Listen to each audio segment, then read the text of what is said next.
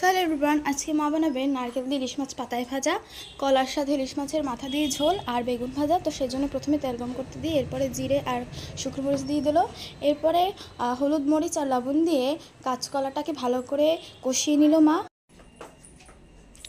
তো এরপরে কষিয়ে নেওয়ার পর এর মধ্যে জল দিয়ে কলাটাকে সিদ্ধ করতে দিয়ে দিল। আর এরপর এখানে হচ্ছে বেগুন ভাজা, আর এদিকে হচ্ছে আমাদের কলা রান্না শেষ। এরপর আগে থেকে ভেজে রাখা মাছটার মধ্যে দিয়ে দিল।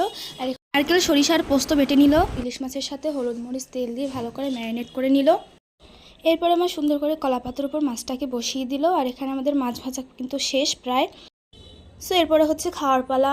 মা দেখো সুন্দর করে পরিবেশন করেছে খাবারগুলো। আর মাছটায় কিন্তু আজকে অনেক তেল হয়েছিল, যে ইলিশ মাছটায়। সো আমার ভাই দেখো আমাকে খাবার বেড়ে দিচ্ছিল। আর তোমরাও চাইলে এভাবে বাড়িতে রান্নাটা ট্রাই করতে পারো। সো আজকের মতো এই পর্যন্ত, সবাই ভালো থাকবেন, টাটা।